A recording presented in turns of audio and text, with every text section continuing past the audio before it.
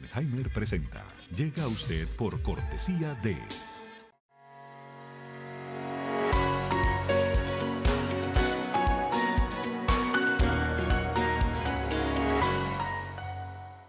Donde sea que vayas, Amerant Bank va contigo. Banca internacional, experiencia local, alcance global.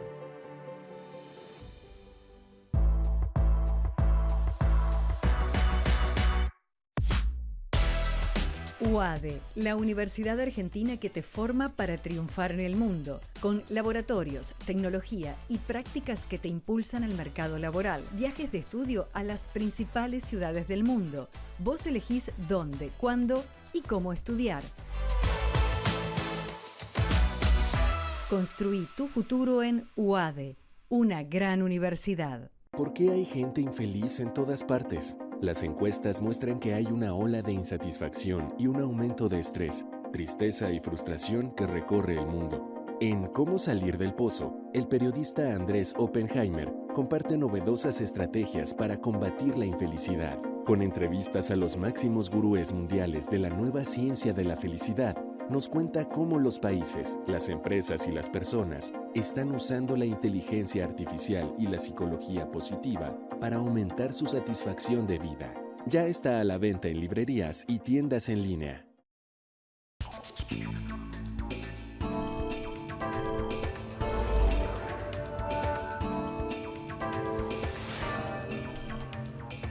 Hola, ¿qué tal? ¿Cómo les va? Soy Andrés Oppenheimer. Gracias por estar con nosotros. Hoy vamos a tener un programa muy variado.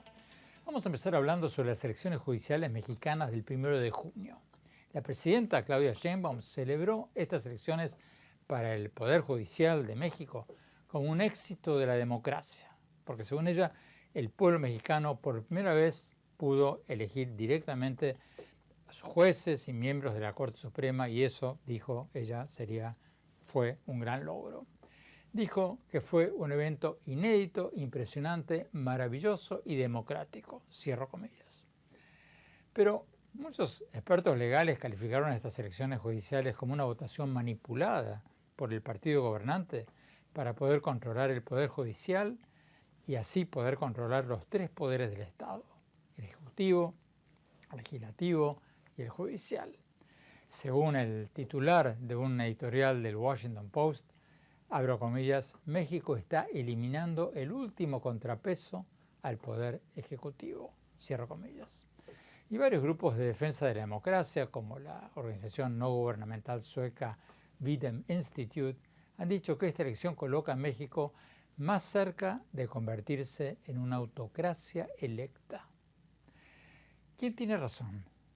Hoy lo vamos a analizar con dos analistas que siguen esto muy de cerca. Y después vamos a analizar si llegó a su fin el romance político entre el presidente Trump y su colega ruso, Vladimir Putin. Porque después de elogiar públicamente a Putin durante muchísimo tiempo, Trump dijo en sus redes sociales el 25 de mayo que Putin se ha vuelto totalmente loco. Cierro comillas, palabras de Trump. Se está refiriendo a los ataques de Rusia a blancos civiles en Ucrania. Entonces, ¿se acabó el idilio político de tantos años entre Trump y Putin? Y si es así, ¿cómo puede eso afectar la guerra de Ucrania y al mundo? Y más tarde en el programa vamos a hablar con la líder opositora venezolana María Corina Machado. Le vamos a preguntar sobre la situación de Venezuela tras las recientes elecciones legislativas del 25 de mayo. Como ustedes recordarán, el gobierno se adjudicó el 83% de los votos para el Congreso y 23 de las 24 gobernaciones, o sea, casi todas. Pero la coalición opositora de Machado había boicoteado estas elecciones y había dicho que fueron una farsa total. Vamos a preguntarle a María Corina Machado qué va a pasar de ahora en más en Venezuela. Bueno, empecemos con México, con las elecciones judiciales de México. Tenemos con nosotros al embajador Earl Anthony Wayne, ex embajador de Estados Unidos en México, también fue embajador en Argentina y Afganistán y actualmente es profesor de Asuntos Internacionales de American University. Lo enlazamos entre un compromiso y otro en su auto en Washington. Veamos lo que nos dijo.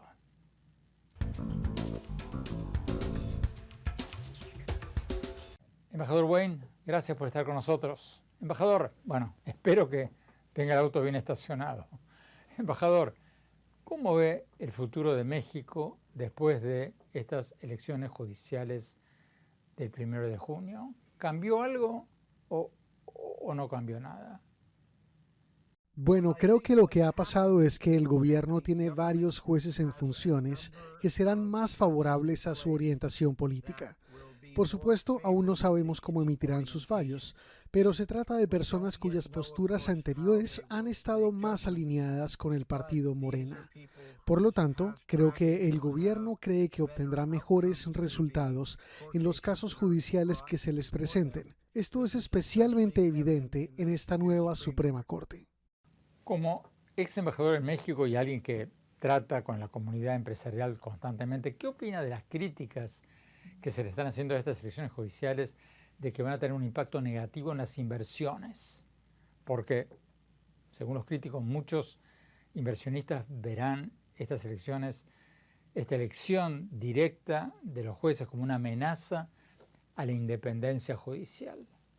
Creo que tendremos que esperar para ver qué impacto tendrán en las demandas específicas sobre inversiones. Si empiezan a verse una serie de decisiones que parecen basarse no en los hechos del caso ni en el Estado de Derecho, sino más bien en las orientaciones políticas del gobierno, creo que habrá gente que diga, esto no fue una decisión justa. Creo que a corto plazo veremos una actitud muy cautelosa por parte de los inversionistas. Estarán atentos a cómo funcionará esta nueva situación y cómo se resolverán los casos judiciales. Creo que la gente empezará a emitir juicios y con el tiempo, y no sé cuánto tiempo durará esto para los inversionistas individuales, la gente decidirá si cree que este nuevo sistema funciona o no. Pero tengo el presentimiento de que a corto plazo, en el primer o segundo año, la gente estará atenta antes de traer nuevas inversiones al país. ¿Y cuál va a ser el impacto en la lucha contra los cárteles de la droga? Bueno, podemos esperar que esta nueva generación de jueces sea tan firme como la anterior y que no haya un cambio significativo. Sin embargo, tendremos que analizar el comportamiento de los jueces elegidos, especialmente en las cortes locales. Sabemos que varias personas trabajaron con y para varios cárteles de la droga, y no hay nada de malo en ello, todos merecen un abogado. Sin embargo, es necesario que esto se refleje en la decisión de estos jueces sobre los casos específicos que se presenten. Finalmente, embajador, ¿habrá algún impacto en las relaciones de México con el gobierno de Trump? Bueno, creo que la administración Trump analizará esto con escepticismo y analizará las decisiones que se tomen sacando sus conclusiones. Creo que habrá un mensaje firme para los nuevos jueces, pero también para el gobierno, de que deben abogar por una clara defensa del Estado de Derecho y evitar que las leyes se interpreten a favor de, por ejemplo, organizaciones criminales ilegales y otros grupos. Pero tendremos que ver cómo se desarrolla este nuevo sistema. Tenemos que ir a un corte. Cuando volvamos, seguimos analizando el futuro de México tras las elecciones para el Poder Judicial. No te vayas, ya volvemos.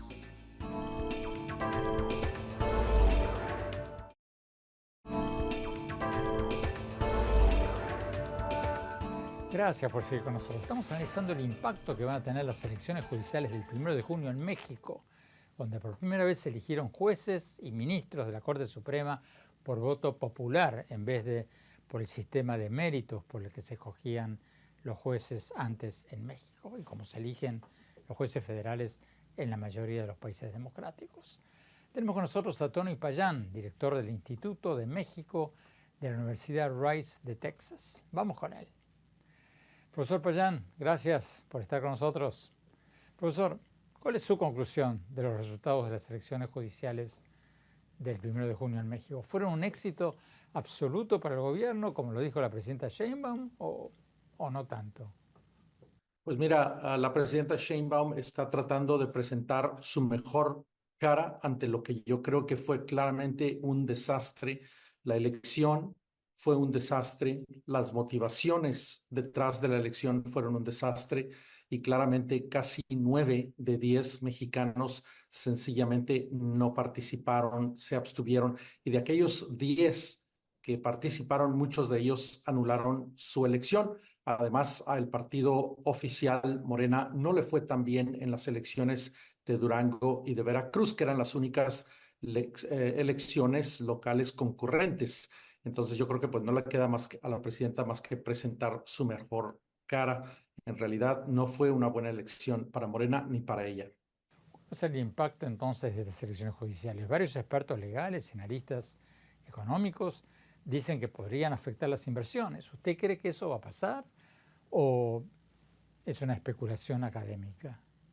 No, es ciertamente muy real. Mira, te comento, las inversiones en México realmente han bajado muchísimo. Y no estoy hablando de las inversiones, aquellas en donde una maquiladora, una fábrica toma el producto, su renta, el producto de su trabajo en México y los reinvierte en expansión, en producción, etcétera. Esa pues continúa robusta, hay 25,000 millones a 30,000 millones por año, pero inversión nueva, lo que en inglés le llamarían Greenfield Investment, es decir, empresas que estén saliendo de China, que estén saliendo de otros países o que quieran llegar a México por primera vez, esa inversión está detenida y está detenida precisamente porque el gobierno no ha ofertado garantías del Estado de Derecho. Y yo creo que aquí estamos ante una condición en donde esas garantías de un Estado de Derecho pues sencillamente han empeorado.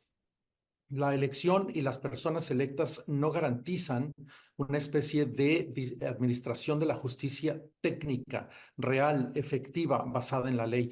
Estas son personas que no están preparadas, muchos de ellos partidistas. Incluso si ves los resultados de las elecciones, quienes ganaron realmente fueron morenistas que lograron movilizar, a veces con recursos públicos, a su propia base. ¿Y qué impacto podría tener el resultado de esta elección en la lucha contra los cárteles del narcotráfico y por ende en las relaciones con Estados Unidos? Pues mira, yo creo que ya había muchísimas sospechas en Estados Unidos, como sabemos, en el Departamento de Estado, el Departamento de Justicia, el Departamento de Seguridad Nacional, el Departamento del Tesoro, que gran parte de la clase política mexicana está involucrada en actividades relacionadas con el crimen organizado o directamente con el crimen organizado. Se habla también que muchos de estos candidatos a la elección judicial de alguna manera tienen vínculos con el crimen organizado, han sido abogados defensores de narcotraficantes, han sido personas acusadas de lavado de dinero o de alguna manera estar participando ya en el crimen organizado. Ellos son excarcelarios también, por ejemplo. Entonces, yo creo que esto no le da a Washington ninguna aseguranza de que México está comprometido o que el sistema del Poder Judicial en México va a estar comprometido con el Estado de Derecho. ¿Qué respondes a la aseveración de la presidenta y del expresidente López Obrador de que esto fue un éxito de la democracia, ¿no? Porque ellos dicen que hay de malo que la gente elija directamente a sus jueces. ¿Cuál es el argumento para criticar la elección directa de jueces? Yo creo que este no es un proyecto de administración de justicia, no es un proyecto que abone al Estado de Derecho, es un proyecto de control político del partido en el poder, en este caso Morena. Yo creo que ese es el verdadero motivo. Recordemos muy bien que en el sistema de pesos y contrapesos fue la Suprema Corte de Justicia precisamente la que dio marcha atrás a una serie de decretos, de leyes, de cambios que hizo el presidente López Obrador, y él dejó esta encomienda que la presidenta Sheinbaum solamente toma exactamente como la heredó. Yo creo que ellos presentan esta excusa, esta razón para cambiar el Poder Judicial, pero no es un proyecto de justicia, es un proyecto de control político. Profesor Payán, muchas gracias por su tiempo. Recordemos que en respuesta a las críticas a sus elecciones judiciales, la presidenta de México dijo después de la elección que México es ahora el país más democrático del mundo y agregó, abro comillas, si quisiéramos cambiar el poder judicial para controlarlo, ¿qué sentido tendría ser una elección universal? Mejor hubiéramos cambiado la Constitución, cierro comillas. Bueno, tenemos que ir a un corte. Cuando volvamos, vamos a analizar el reciente encontronazo verbal entre el presidente Trump y su colega ruso Vladimir Putin. ¿Se acabó el romance político entre los dos? Y si es así, ¿qué cambia para el mundo? Y después, la líder opositora venezolana María Corina Machado. No te vayas, ya volvemos.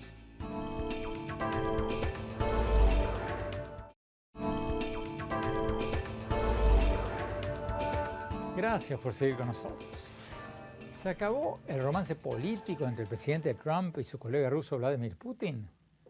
¿El idilio de tantos años? Porque después de elogiar públicamente a Putin durante años, Trump dijo en sus redes sociales el 25 de mayo que Putin se ha vuelto totalmente loco, cierro comillas, palabras de Trump, y agregó, abro comillas, está matando innecesariamente a un montón de personas y no estoy hablando solo de soldados, cierro comillas, se estaba refiriendo Trump a los ataques rusos a blancos civiles en Ucrania. Entonces, ¿se acabó el romance político entre los dos? Y si es así, ¿qué cambia? Tenemos con nosotros al ex embajador de Estados Unidos, William Courtney, experto en Rusia y profesor de la Universidad Rand de Políticas Públicas. Vamos con él. Embajador Courtney, gracias por estar con nosotros. Bueno, ¿cómo describiría usted el actual estado de la relación entre Trump y Putin comparado con años anteriores? ¿Se dañó irreparablemente esta relación después de que Trump dijo que Trump se ha vuelto loco o no tanto? Bueno, en ocasiones el presidente Trump ha usado palabras en redes sociales que parecen tener un efecto figurativo y exagerado, y yo pondría eso en esta categoría.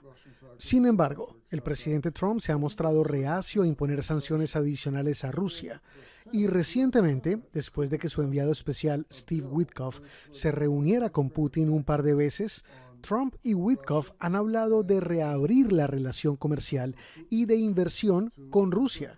Así que el presidente Trump parece ver varias posibilidades. Si lo interpreto bien, usted está diciendo que esto puede haber sido una disputa pasajera y que los dos se van a amigar muy pronto. Bueno, el presidente Trump también ha intercambiado algunas palabras fuertes con el presidente Zelensky. Por ejemplo, al decirle que no tiene cartas en la lamentable reunión de febrero pasado en la Casa Blanca. Pero el presidente Zelensky aceptó la propuesta de alto el fuego de 30 días y el presidente Zelensky aceptó el crucial acuerdo de inversión en minerales que ya se firmó entre Estados Unidos y Ucrania. Si bien las relaciones entre Ucrania y Estados Unidos son bastante buenas ahora, esto aún no se ha traducido en una promesa del presidente Trump de brindar más asistencia militar a Ucrania, ni de imponer sanciones más severas a Rusia. Muy importante fue para Ucrania este reciente ataque de Ucrania con drones a bases aéreas rusas. Bueno, algunos de estos ataques con drones son tan simbólicos como estratégicos. Este ataque tan innovador, con camiones de carga que fueron a las zonas más remotas de Rusia, con techos que se abrían, y luego drones cuadricópteros que atacaron a estos bombarderos de largo alcance en bases aéreas en Rusia, es, desde un punto de vista militar, una acción revolucionaria. No hemos visto nada tan innovador en mucho tiempo.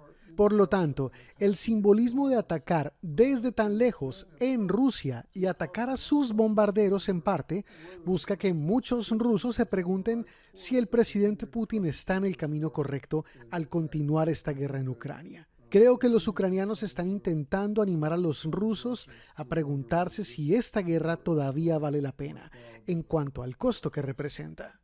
¿Pero esto no va a obligar a Putin a reaccionar de una manera muy contundente? El presidente Putin ha estado enviando muchos drones y misiles a Ucrania, pero los rusos generalmente atacan objetivos civiles, mientras que, como en el caso del ataque ucraniano a las bases de bombarderos de largo alcance, los ataques ucranianos se dirigen a objetivos militares, por lo que se supone que tienen un mayor impacto militar. Al atacar objetivos civiles, Rusia, en cierto sentido, está desperdiciando algunos de sus recursos. En lugar de intentar luchar en el campo de batalla, está atacando objetivos civiles, quizá con la falsa impresión de que esto hará que los ucranianos dejen de apoyar la guerra. Pero al igual que con Inglaterra durante el Blitzkrieg de 1940 y 41, los ucranianos parecen más decididos a resistir la agresión rusa. La pregunta final del $1.000.000, ¿cómo cree usted que va a terminar esta guerra? Es difícil predecirlo y nadie debería hacerlo. Ucrania sin duda puede seguir luchando durante varios años, al igual que Rusia. Pero mientras que antes veíamos que Rusia podría tener ventaja porque tenía más hombres, ahora la mayoría de las muertes en el campo de batalla son producidas por drones, en lugar de por disparos entre soldados. Esto le ha permitido a Ucrania compensar la falta de soldados. Innovaciones como esta, del reciente ataque con drones, han cambiado el carácter de la guerra en los últimos 3 años en varias ocasiones. Por lo tanto, es difícil comprender o predecir qué ocurrirá en el futuro. La última vez que Moscú entró en guerra contra un país vecino fue en Afganistán, en la década de 1980. Y en ese momento, la guerra se trabó, llegó a un punto muerto, al igual que ha ocurrido ahora en Ucrania, y fue un punto muerto en Afganistán durante una década. Finalmente, la Unión Soviética simplemente se retiró totalmente de Afganistán. No sabemos si eso ocurrirá esta vez. Es demasiado difícil de predecir. Embajador Courtney, muchas gracias por su tiempo. Tenemos que ir a un corte. Cuando volvamos, vamos a ver la entrevista con la líder opositora venezolana María Corina Machado. No te vayas, ya volvemos.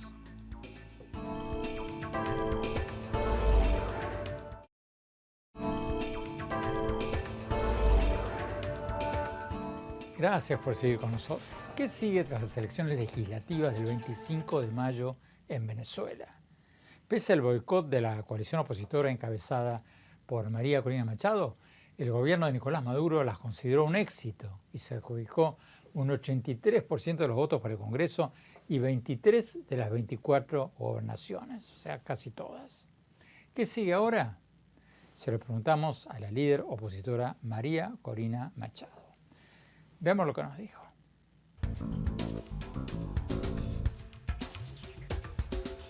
María Corina Machado, muchas gracias por estar con nosotros. María Corina, antes de preguntarte sobre lo que está pasando en Venezuela, quiero preguntarte sobre tu situación personal, porque en las últimas semanas han arrestado varios dirigentes opositores bajo presuntos cargos de terrorismo. Sabemos que tú estás en la clandestinidad, pero danos por favor una actualización sobre tu situación, o sea, ¿cómo vives? ¿Sales a la calle? ¿Tienes acceso a medicina? ¿Cuál es tu situación personal?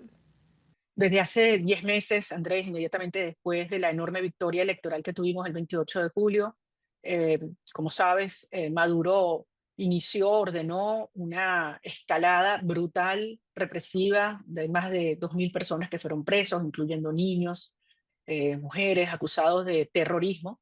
En mi caso también me acusaron de terrorismo, el propio Maduro, y yo he tenido que, como cientos de otros activistas en Venezuela, estar en la clandestinidad, como tú dices, resguardados. Y estoy en una situación de aislamiento total por razones de seguridad. No puedo salir a ninguna parte ni ver a ninguna persona tampoco. Ni ver a ninguna persona. A nadie. Absolutamente nadie. No te vamos a preguntar dónde estás, pero Maduro ha dicho que estás en Colombia. Ellos saben que estoy en Venezuela y los venezolanos también lo saben.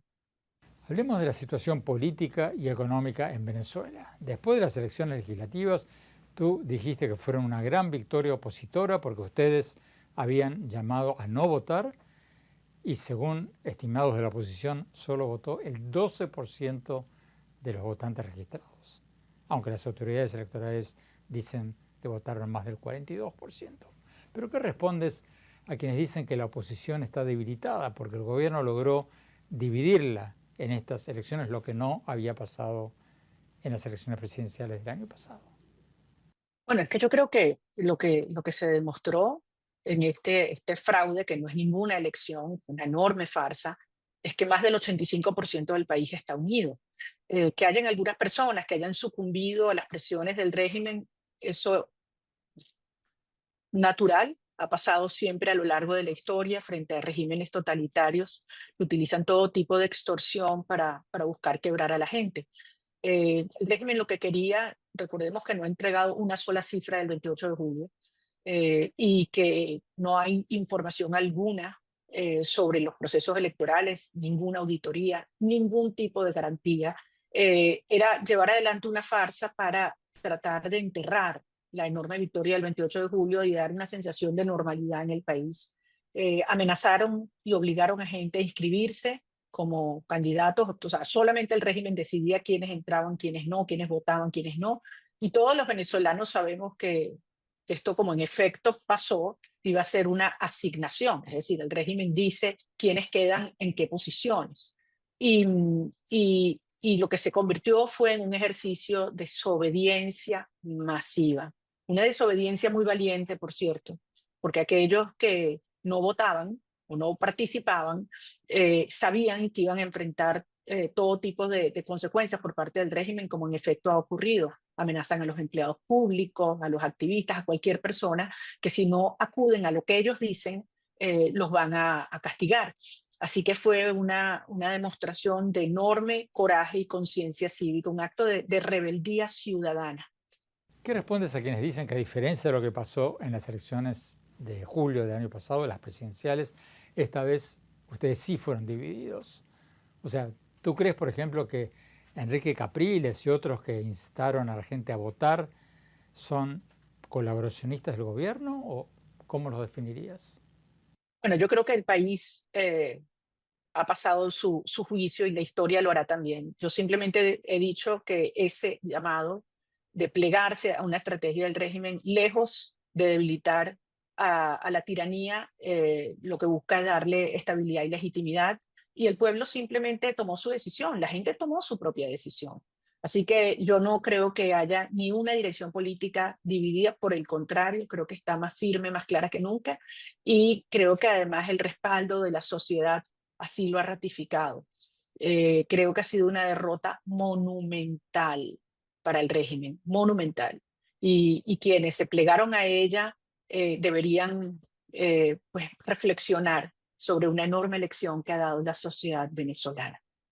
Pero ¿cómo van a hacer ustedes para vencer la apatía política en Venezuela? Porque la abstención que hubo en las elecciones del 25 de mayo puede interpretarse, como tú dices, como una gran victoria opositora, pero también puede interpretarse como un síntoma de apatía política, de que la gente está resignada a que Maduro se va a quedar en el poder para siempre. Todo lo contrario, todo lo contrario. Yo entiendo que el régimen quiera venderlo así, pero eso es absolutamente falso. Todo lo contrario. En primer lugar, no son elecciones. Y es muy importante que la comunidad internacional tenga esto claro. No son elecciones. Solamente podían inscribirse partidos y candidatos que el régimen dijera. Solamente iban a votar los que el régimen dijera y solamente iban a quedar los que el régimen efectivamente dijo. Estos son asignaciones. Y no es apatía, todo lo contrario. Andrés, frente a un sistema de terror, lo más fácil es bajar la cabeza y acudir dócilmente a hacer lo que el régimen quiere que tú hagas. Cuando un ciudadano se para firme y dice no frente a la tiranía, no me voy a callar, no voy a bajar la cabeza, no voy a hacer lo que tú quieres que yo haga, está tomando la decisión más difícil, la más riesgosa, la más consciente y la correcta a los efectos de nuestro proceso de seguir debilitando el régimen. Lo que hemos demostrado es que aquí hay una sociedad unida, con un liderazgo legítimo unido, que hayan algunas voces que no hayan entendido esto o que hayan optado por acomodarse a los planteamientos del régimen, eso es otro tema. Son una ínfima minoría. Y eso lo vimos en las calles de toda Venezuela. Que nadie lo tenga duda. Esto ha sido una derrota monumental para el régimen. Que lo único que le queda, lo único, es su estructura represiva del terror. Cuando se saben totalmente abandonados y perdidos, aislados y con fracturas en su interior, lo único que les queda es violencia, represión. Están metiéndonos gente presa, desapareciendo compañeros todos los días. ¿Por qué? Porque les tienen terror a la voz de la gente. Hay quienes dicen que la actual crisis económica en Venezuela es tan grave como la del 2019, cuando se dio el éxodo masivo de millones de venezolanos. ¿Estamos ahora ante la posibilidad de una nueva ola migratoria, ¿no? Que se vayan millones más de jóvenes?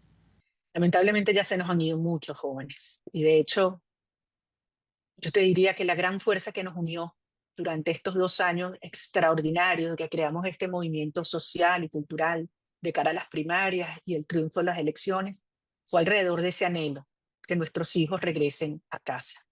Ahora, la situación económica es imposible que no se ponga peor cada día, porque estamos frente a un régimen socialista y criminal. corrupto hasta las médulas. Venezuela en los últimos 6 meses, desde julio del año pasado, ya estamos viendo unos índices de inflación de 3 dígitos, mucho antes de que se anunciara la situación con las sanciones. Entonces, Maduro y el régimen siempre le buscan echar la culpa a otro, pero si hay algún caso donde es evidentemente y estrictamente culpa de ellos, es este. El sueldo mínimo en Venezuela no lo aumentan desde hace 4 años. Es $1.50 al mes. Nuestros niños están yendo a la escuela 2 días a la semana desde hace más de un año, Andrés. ¿A quién le van a echar la culpa de esto? Las escuelas se están cayendo, los hospitales se están cayendo. Siempre quieren responsabilizar a otro. Y es porque esta gente saqueó a Venezuela, la saqueó. Entonces sí, aquí hay una situación económica insostenible, irreversible. Y esto es otro de los elementos que genera mucha presión sobre esos pocos que aún sostienen al régimen de Maduro, porque entienden que Venezuela no es normalizable, no es estabilizable ni financieramente, ni económicamente, ni socialmente, ni militarmente. Y por el bien de todos, de la región, porque evidentemente hay una presión migratoria, pero la gente, ¿por qué se va? La gente se va cuando siente que no tiene futuro. El día que salga Maduro, tú vas a ver, a pesar de las dificultades económicas e institucionales que estamos enfrentando, la cantidad de venezolanos que van a regresar voluntariamente, a remangarse y a darlo todo por reconstruir su país. Esto es un tema de expectativas, es un tema de libertad. La gente huye cuando siente que no tiene un futuro de libertad y de dignidad. Y eso es lo que Maduro le ha arrebatado a Venezuela y lo que nosotros le estamos regresando hoy. Señalemos que Nicolás Maduro adujo después de las elecciones del 25 de mayo que la votación habría demostrado que el chavismo está más vigente y fuerte que nunca, cierro comillas sus palabras. Veamos lo que dijo. 12:15 de la madrugada del lunes 26 de mayo, Caracas, Venezuela, territorio libre de nuestra América. Impresionante la batalla que han dado ustedes. Esta victoria le pertenece a un único dueño, el hombre y la mujer de a pie de los barrios y los campos de Venezuela. El pueblo noble, consciente, aguerrido y victorioso. Quiero felicitar de norte a sur, de este a oeste, a todo el pueblo de Venezuela por esta jornada democrática de elección de las gobernaciones, consejos legislativos y de la nueva Asamblea Nacional del periodo 2026-2031. 54 partidos políticos de todas las corrientes, más de 6.800 candidatos y candidatas. Los felicito.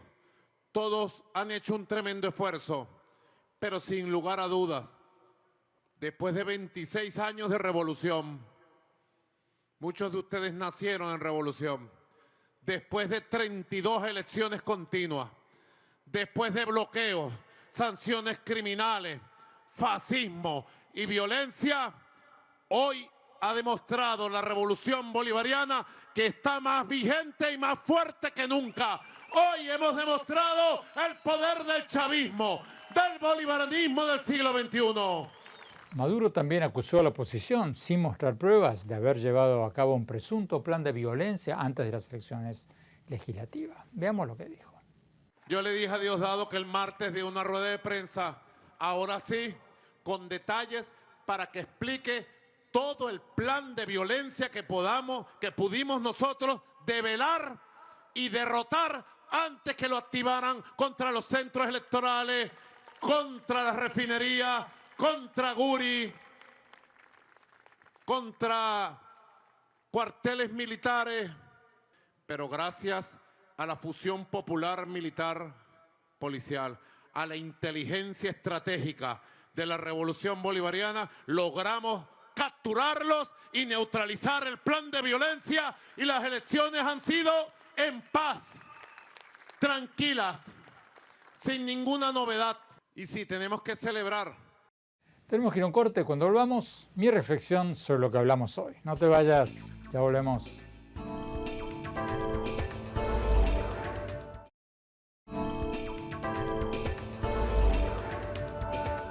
Gracias por seguir con nosotros. ¿Quién ganó y quién perdió en México con las elecciones judiciales del 1 de junio para elegir a miles de jueces y miembros de la Corte Suprema?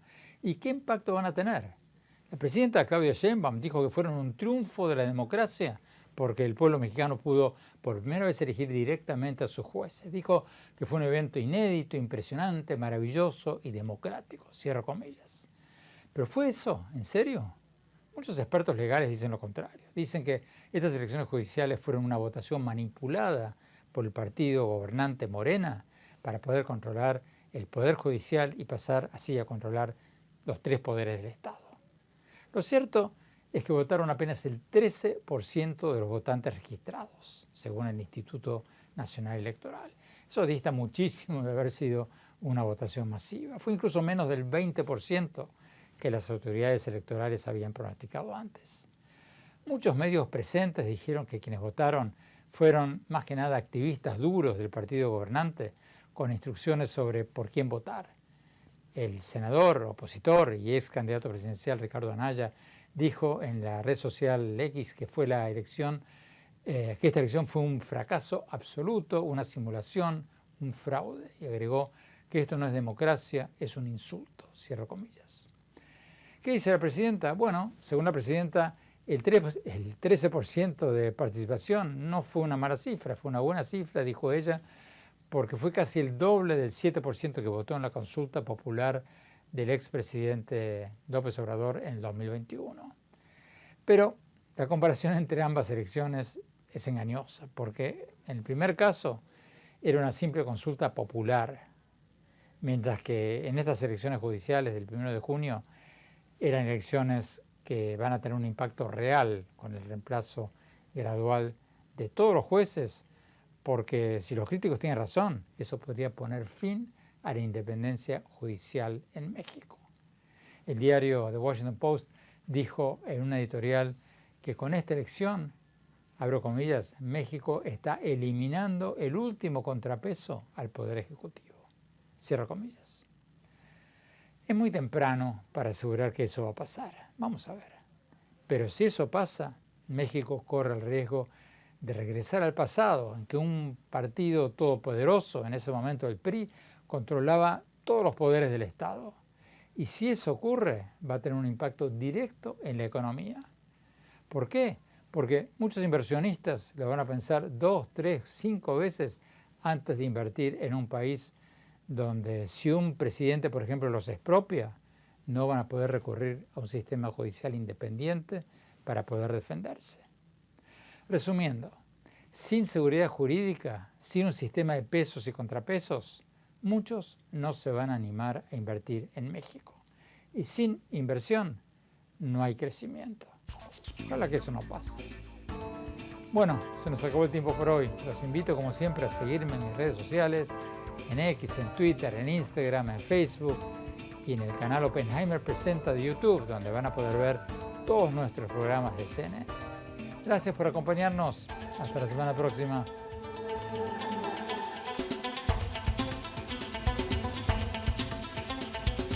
Oppenheimer Presenta. Llega a usted por cortesía de...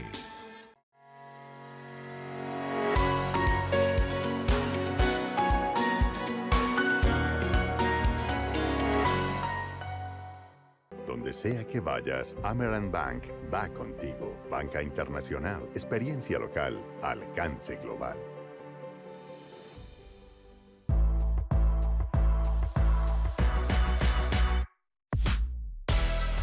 UADE, la universidad argentina que te forma para triunfar en el mundo, con laboratorios, tecnología y prácticas que te impulsan al mercado laboral, viajes de estudio a las principales ciudades del mundo. Vos elegís dónde, cuándo y cómo estudiar.